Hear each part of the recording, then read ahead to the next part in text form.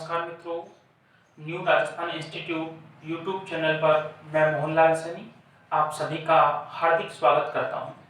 मित्रों, आज का जो हमारा प्रकरण है विशेषण। आज ये विशेषण की दूसरी क्लास होगी। पहली क्लास में हम ये पढ़ चुके थे कि विशेषण के कितने प्रकार होते हैं और साथ ही ये भी जान चुके थे गुणवाचक विशेषण और गुणवाचक विशेषण को पढ़ने के बाद में मैं पुनः बता दूं आपको, विशेषण के चार भेद हैं। कितने भेद हैं जी? चार। कौन कौन से?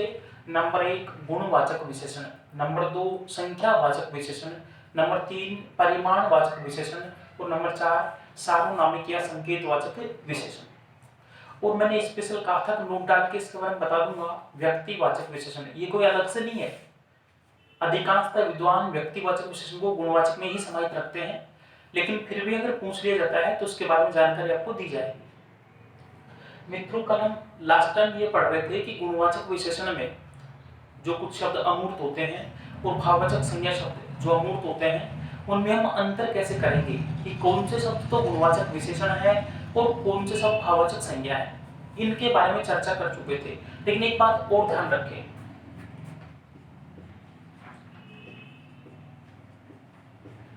भाई कोई शब्द गुणवाचक विशेषण है या भाववाचक संज्ञा है, इसको जानने का एक तरीका और है। वो क्या है? सुनिए।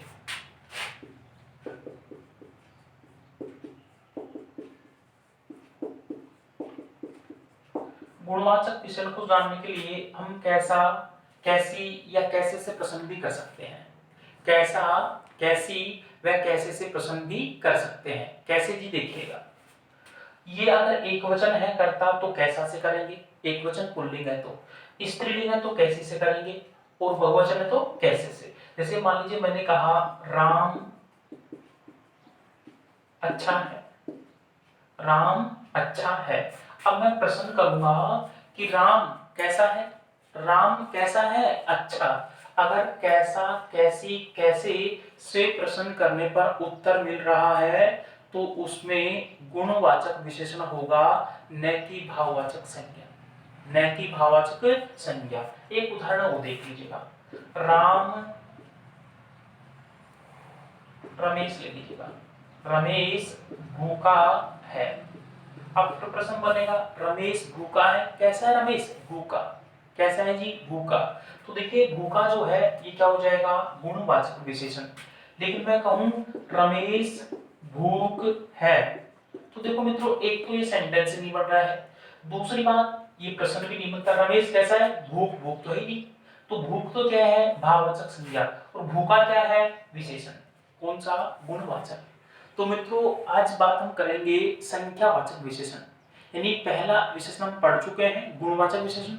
आज 2 नंबर पे बात कर रहे हैं संख्यावाचक विशेषण।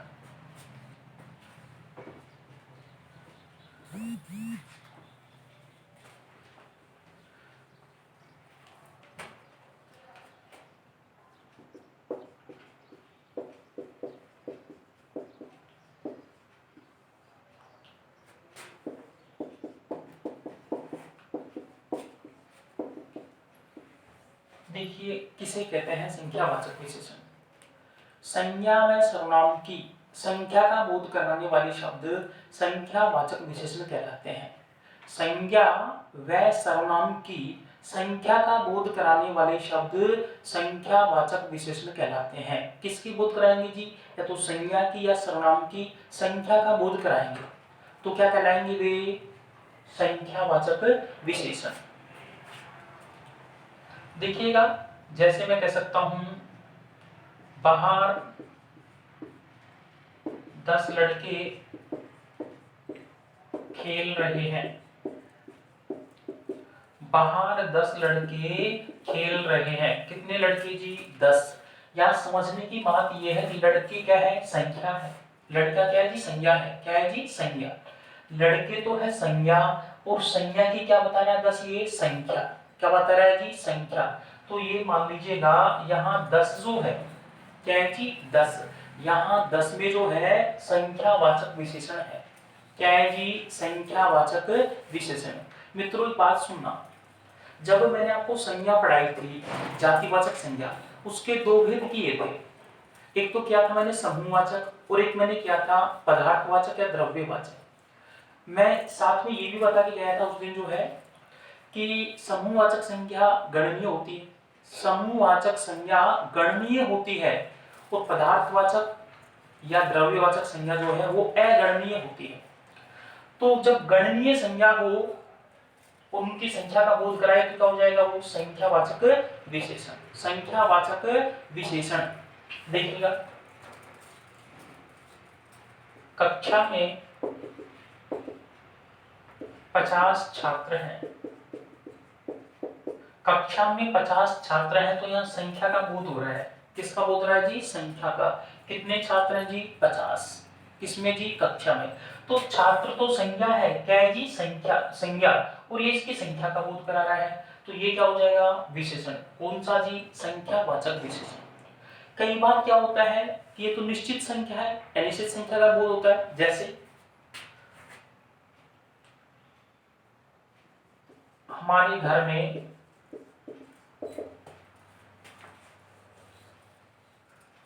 सड़क पर कई लोग खड़े हैं, सड़क पर कई लोग खड़े हैं। ध्यान से सुनना मेरे मित्रों, यहाँ लोग संज्ञा है, लोग क्या है, संज्ञा। और देखो जी कितने खड़े हैं, कई। कई 20 भी हो सकते हैं, 5 भी हो सकते हैं, 10 भी हो सकते हैं, निश्चित नहीं है। तो ये क्या हो जाएगा, अनिश्चित। क्या हो जाएगा जी, ये अनिश्चित। पुनः सुन लीजिएगा, सड़क पर कई लोग खड़े हैं, तो यहाँ कई जो है संख्यावाचक विशेषण तो है, लेकिन अनिश्चित संख्यावाचक विशेषण है। आगे सुने मित्रों, संख्यावाचक विशेषण के दो भेद हैं। कितने भेद हैं, दो उपभेद हैं, मान लीजिएगा। संख्यावाचक विशेषण के दो उपभेद हैं। नंबर 1 निश्चित संख्यावाची, संख्यावाची विशेषण। निश्चित संख्यावाची विशेषण, नाम से स्पष्ट हो रहा है, संज्ञा सर्वनाम की निश्चित संख्या का जब बोध कराएंगे तो क्या हो जाएगा, ये निश्चित संख्यावाची विशेषण। और ये है अनिश्चित, अनिश्चित संख्यावाची विशेषण। मित्रों दोनों ही नाम से स्पष्ट हो रहे हैं। वे शब्द जो संज्ञा व सर्वनाम की निश्चित संख्या का बोध कराएंगे तो क्या कराएंगे, वो निश्चित संख्यावाची विशेषण। और अनिश्चित संख्या का बोध कराएंगे तो अनिश्चित संख्यावाची विशेषण। जैसे उदाहरण देखिए दोनों के, हम पहले निश्चित संख्यावाची के उदाहरण देखते हैं। वे दोनों लड़के होशियार हैं, वे दोनों लड़के होशियार हैं। यहाँ लड़के जो है ये क्या है जी, संज्ञा है। क्या है जी, ये संज्ञा। और दोनों जो है किसकी संज्ञा की बात करा रहे हैं, लड़के की जो है, यानी संज्ञा जो है इसकी संख्या का बोध करा रहे हैं, दोनों। तो दोनों निश्चित है, दोनों क्या है जी, निश्चित। उदाहरण देखिएगा, दूसरा जो उदाहरण है, मेरा कक्षा में पहला स्थान है, मेरा कक्षा में पहला स्थान है। कौन सा स्थान है जी, पहला। तो देखो जी यहाँ पहला जो है ये निश्चित है कि कौन सा है, पहला। तो कौन सा हो जाएगा, निश्चित संख्यावाचक विशेषण। देखिए दूसरा उदाहरण, मेले में लाखों लोग थे, मेले में लाखों लोग थे। कितने लोग थे जी, लाखों। मेले में लाखों लोग थे, तो मेरे मित्रों लाखों जो है अनिश्चित है, वो 1 लाख भी हो सकते हैं, 2 लाख भी हो सकते हैं, 5 लाख भी हो सकते हैं, 20 लाख भी हो सकते हैं। तो जो लोग हैं ये तो संज्ञा है, क्या है जी, संज्ञा। और जो लाखों है ये संख्या का बोध करा रहा है, किसका जी, संख्या का। लेकिन कैसी संख्या का, अनिश्चित संख्या का। तो लाखों में हो जाएगा अनिश्चित संख्यावाची विशेषण। अनिश्चित संख्यावाची में और भी कई शब्द आते हैं, कई है, कुछ है, बहुत है, थोड़े हैं। ये सब किस में आते हैं? अनिश्चित संख्यावाची विशेषण है ये। जैसे अभी मैंने कहा कई लोग, कुछ लोग, थोड़े लोग, बहुत लोग, तो ये कई, कुछ, बहुत, थोड़े अनिश्चित संख्यावाची विशेषण हैं। इसके साथ ये भी आ सकते हैं। मेरे YouTube परिवार पर लाखों लोग मेरी वीडियो देखते हैं, तो लाखों लोग जो है वो भी क्या है जी? अनिश्चित है। क्या है जी? वो अनिश्चित संख्यावाची विशेषण लाखों जो है। इसके अलावा मेरे मित्रों अगर 5 कहता है, 10 कहता है, 100 कहता है, 200 कहता है, जैसे मान लीजिएगा मैदान में 20 बच्चे खेल रहे हैं, तो 20 निश्चित है। क्या है जी? निश्चित। मैं कहूं मैदान में कुछ बालक खेल रहे हैं, तो कुछ क्या है? अनिश्चित। कुछ क्या है जी? अनिश्चित। तो निश्चित और अनिश्चित में भेद कर चुके होंगे। आगे सुनिए मेरे मित्रों, ये जो निश्चित संख्यावाची विशेषण है ना, निश्चित संख्यावाची जो विशेषण है इसको हम कई और उपभेदों में बांट रहे हैं। देखिएगा, नंबर 1 गणनावाचक, गणनावाचक। नंबर 2 क्रमवाचक। नंबर 3 आवृत्तिवाचक। नंबर 4 समुदाय या समूहवाचक, समूहवाचक।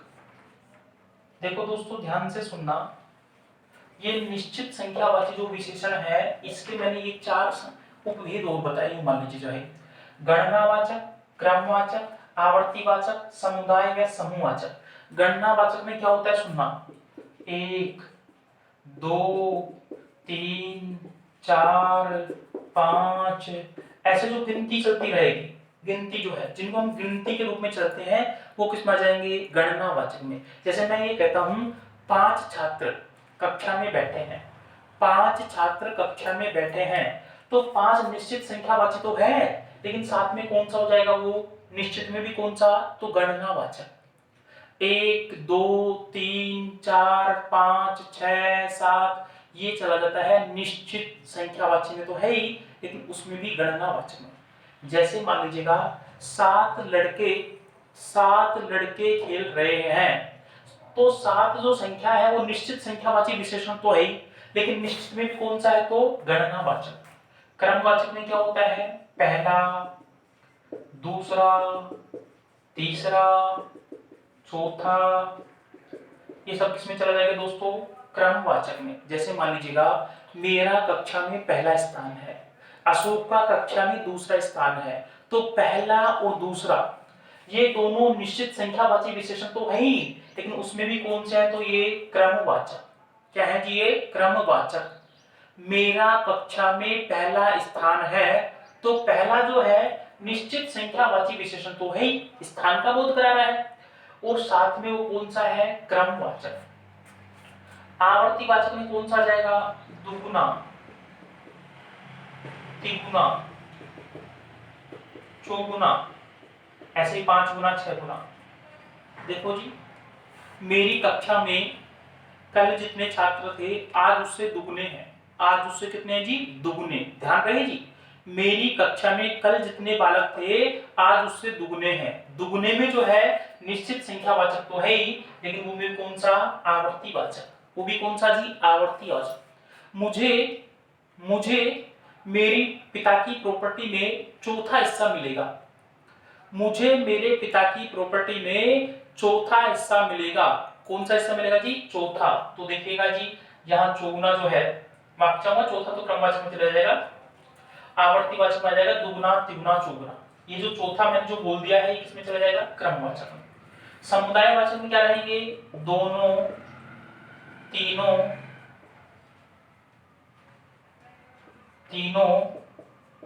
चारों, पांचों, ये सब किसमें चले जाएंगे? समुदायवाचक। तो इनको भी याद रखना मित्रों, गणनावाचक में आ जाएंगे 1 2 3 4 5 ऐसे। क्रमवाचक में पहला, दूसरा, तीसरा, चौथा इसलिए है। आवर्तीवाचक में दुगुना, तिगुना, चौगुना। समुदायवाचक में दोनों, तीनों। जैसे मैं कहूं वे दोनों छात्र दीवार पर बैठे हैं, तो दोनों में निश्चित संख्यावाचक तो है, लेकिन उसमें भी कौन सा है, तो ये समुदायवाचक। आप तीनों कक्षा में बैठो, आप तीनों कक्षा में बैठो, तो यहाँ तीनों जो है निश्चित संख्यावाची विशेषण तो है ही, लेकिन इसमें भी कौन सा है, समुदायवाचक। कौन सा है जी, समुदायवाचक।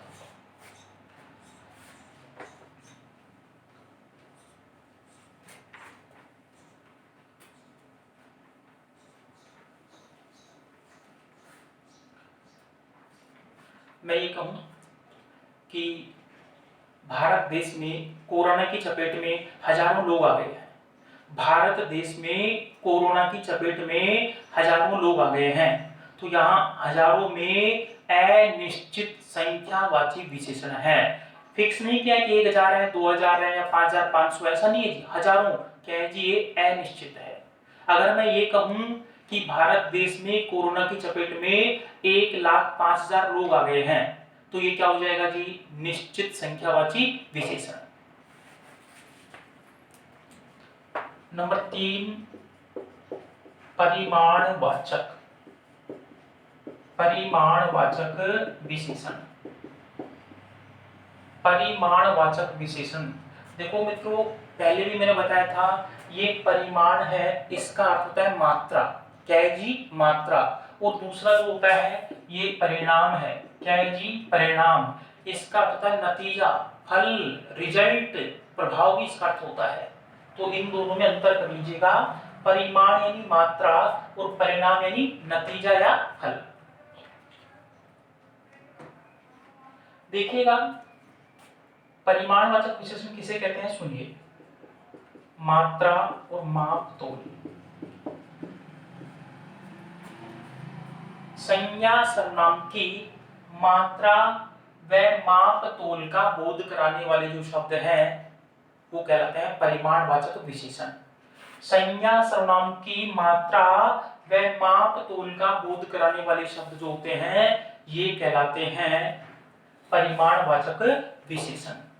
अभी मैंने बात की थी आपसे, जो गणनीय संज्ञाएं होती हैं समूहवाचक, उनकी तो संख्या का बोध हो तो संख्यावाची, और जो मान लीजिएगा अगणनीय संज्ञाएं होती हैं, अगणनीय संज्ञाएं होती हैं, उनकी मात्रा का बोध कराने वाले शब्दों में परिमाणवाचक विशेषण होता है। इसमें संख्या के साथ इकाई लगा होता है। इकाई देखिएगा, जैसे मान लीजिएगा ये लीटर है, ये मीटर है, क्या मिलेगा आपको, इकाई मिल जाएगा। लीटर है, मीटर है, किलोमीटर है, आपने सुना होगा किमी जिसको बोलते हैं, किलोमीटर है मान लीजिएगा, तो ये क्या है जी, इकाई है। किलो, केजी कह देंगे, क्या कह देंगे जी, केजी यानी किलो बोल देंगे मान लीजिए, वजन में करेंगे तो जो है। लीटर है, मीटर है, किलोमीटर है, मिलीलीटर है, किलो है, किलोग्राम जो है। तो अगर इकाई आ रही है संख्या के साथ में, संख्या के साथ में इकाई अगर आ रही है तो कौन सा हो जाएगा, परिमाणवाचक विशेषण। दूसरी बात मैंने क्या कही, परिमाणवाचक विशेषण जो है मुख्यतः अगणनीय संख्याओं की मात्रा का बोध कराते हैं। जैसे पानी है, ऐसे तो मैं कह नहीं सकता 5 पानी, कह नहीं सकता जी, पानी तो क्या है, अगणनीय संज्ञा है। मैं कहूं लड़के, तो लड़के तो गणनीय है, गण सकते हैं कितने लड़के हैं। मैं कहूं दूध, अगणनीय है, घी अगणनीय है, जिनको गिन नहीं सकते क्या कहलाएंगे जी, अगणनीय। तो इनकी जो संख्या होगी उसके साथ में क्या देंगे, ये इकाई दे देंगे, लीटर, मीटर, किलोमीटर, केजी जो भी है। तो कौन से हो जाएंगे, ये परिमाणवाचक विशेषण। मुख्यतः ये मानिए परिमाणवाचक विशेषण किसी माने संज्ञा सर्वनाम क्या तो मात्रा या माप तोल का बोध कराते हैं। किसका जी, मात्रा या माप तोल का। कौन सी संज्ञाओं की मात्रा या माप तोल का बोध कराएंगे ये, तो अगणनीय संज्ञाएं। और आपको याद रहे, द्रव्यवाचक या पदार्थवाचक जो संज्ञाएं होती है वो होती है अगणनीय संज्ञाएं। उदाहरण देखिएगा,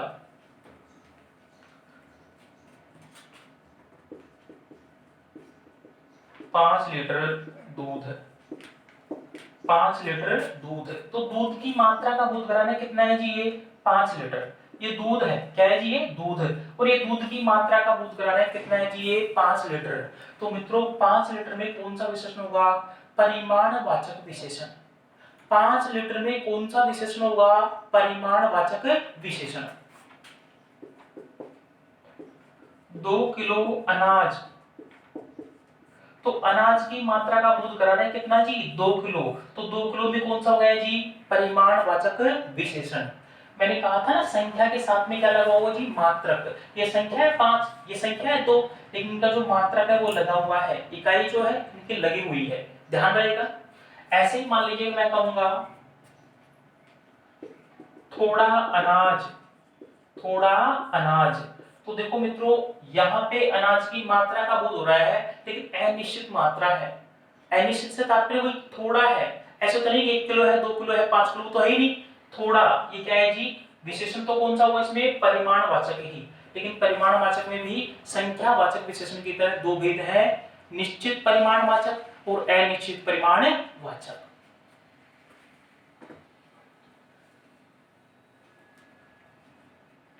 देखिएगा परिमाणवाचक विशेषण के भी दो भेद हैं।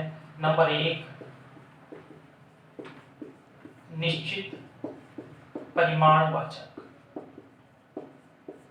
और नंबर 2 अनिश्चित परिमाणवाचक। निश्चित और अनिश्चित परिमाणवाचक। अगर ये कहीं मान लीजिएगा थोड़ा, कम, बहुत, ज्यादा, तो ये जो जाएंगे आपके अनिश्चित परिमाणवाचक में चले जाएंगे। इसमें जी अनिश्चित परिमाण में चले जाएंगे। जैसे निश्चित में क्या जाएंगे, अभी मैंने उदाहरण दिए 5 लीटर दूध है, 2 किलो अनाज है, ये तो किसमें गए निश्चित में। और अनिश्चित में क्या जाएंगे सुनना, जैसे अभी कहा मान लीजिएगा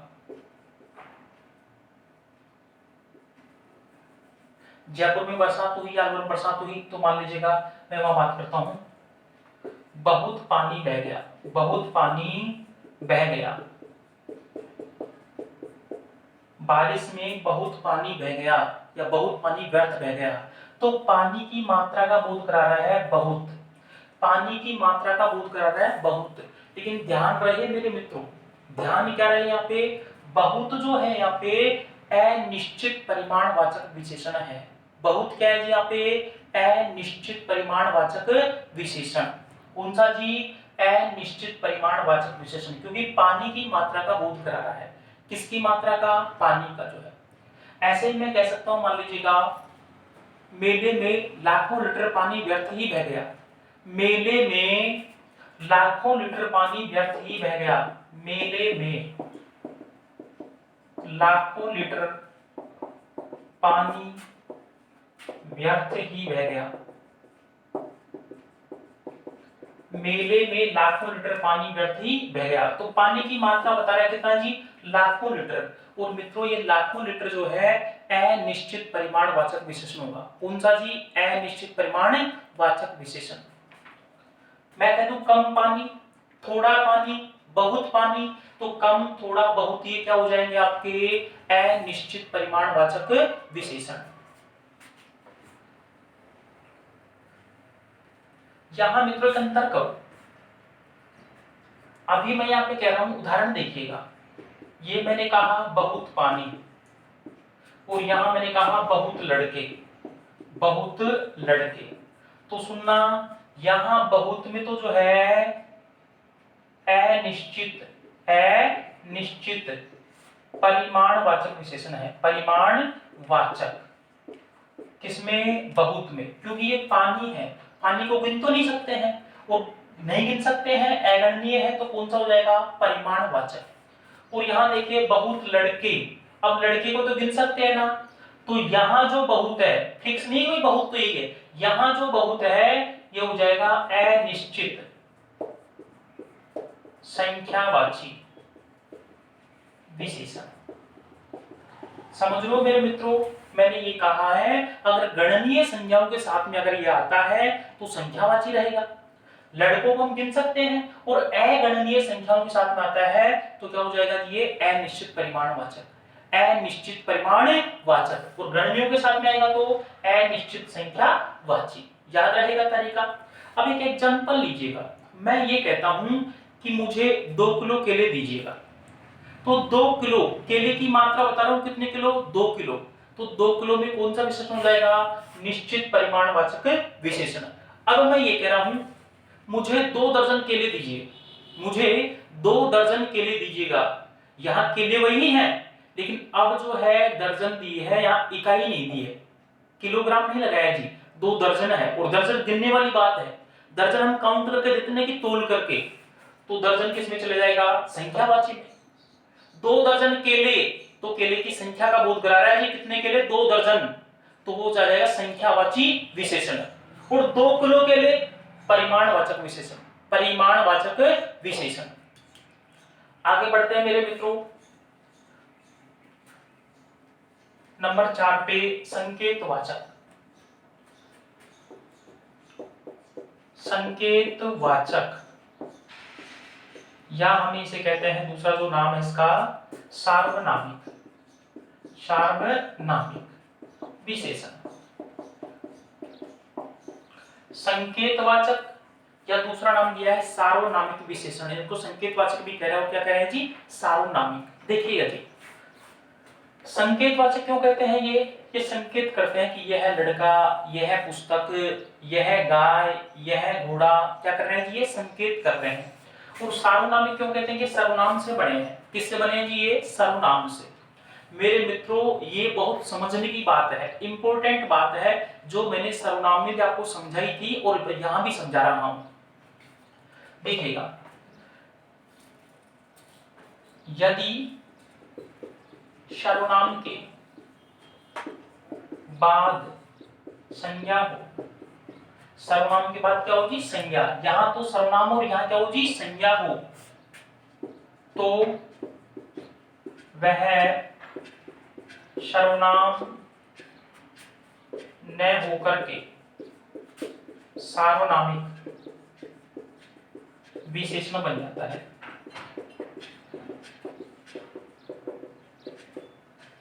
दोबारा सुना, यह, वह, ये, वे। यदि यह, वह, ये, वे सर्वनाम है और इनके बाद में क्या है, जस्ट संज्ञा आ रही है, तो यह सर्वनाम न रह करके क्या बन जाएगा, सार्वनामिक विशेषण। क्योंकि देखो सुनो मेरे मित्रों, यह, वह, ये, वे का प्रयोग अगर संज्ञा के स्थान पर करते हैं, आप सबको पता है सर्वनाम का उपयोग संज्ञा के स्थान पर करते हैं। किसके स्थान पर, संज्ञा के स्थान पर। संज्ञा के स्थान पर करते हैं तो क्या बनेंगे, ये सर्वनाम, और संज्ञा से पहले करते हैं तो वो सार्वनामिक विशेषण।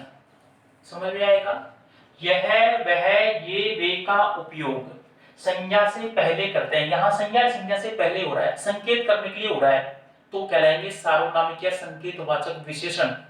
और संज्ञा के स्थान पर हो रहा है तो ये कहलाएंगे मेरे मित्रों सर्वनाम। क्या कहलाएंगे जी, सर्वनाम। उदाहरण देखिएगा, समझ गए होंगे सार्वनामिक विशेषण किसे कहते हैं। यह पुस्तक अच्छी है, तो देखो जी, यहां जो है पुस्तक, ये है जो है पुस्तक के स्थान पर नहीं आया जी, पुस्तक से पहले आया है। पुस्तक क्या है, संज्ञा है, और ये क्या कर रहा है, संकेत कर रहा है। तो यह में क्या है जी, यह में क्या है जी, सार्वनामिक या संकेतवाचक विशेषण। अगर मैं इसको यह लिख दूं, यह अच्छी है, यह अच्छी है, तो यहां यह क्या हो जाएगा, निश्चित, निश्चित सर्वनाम। कौन सा सर्वनाम जी, निश्चित सर्वनाम। यहां निश्चयवाचक सर्वनाम हो जाएगा, यह क्या हो जाएगा, निश्चयवाचक सर्वनाम, क्योंकि ये संज्ञा के स्थान पर आया, पुस्तक के स्थान पर क्या है, यह है, और यह पुस्तक के स्थान पर नहीं जी, संकेत करने के लिए आ रहा है कि यह पुस्तक अच्छी है। यह घोड़ा सुंदर है, यह घोड़ा सुंदर है, तो घोड़े से पहले आ गया जी, क्या गया जी, घोड़े से पहले, तो यह क्या हो जाएगा, यहाँ पे यह क्या हो जाएगा, सार्वनामिक विशेषण। अगर घोड़े के स्थान पर यह आता तो क्या बनता, ये सर्वनाम, लेकिन अब क्या है, ये सार्वनामिक विशेषण। अगर मैं ये कहता कि यह अच्छा है, यह सुंदर है, यह सुंदर है, तो देखो जी यह फिर क्या हो जाता, निश्चयवाचक सर्वनाम, लेकिन यहां क्या है, ये सार्वनाम के संकेतवाचक विशेषण। और उदाहरण देखिएगा,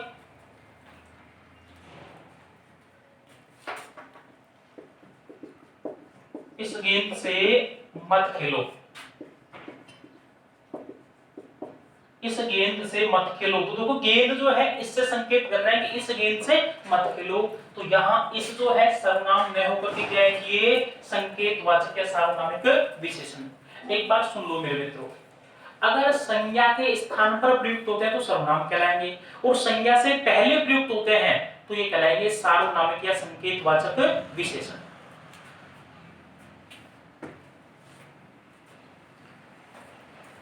मैंने आपसे कहा था कि व्यक्तिवाचक जो विशेषण है अलग से नहीं है, लेकिन फिर भी मैं आपको समझाऊंगा। तो देखिएगा, हम बात कर रहे हैं व्यक्तिवाचक विशेषण। व्यक्तिवाचक विशेषण क्या होता है? व्यक्तिवाचक विशेषण सुनिए ध्यान से।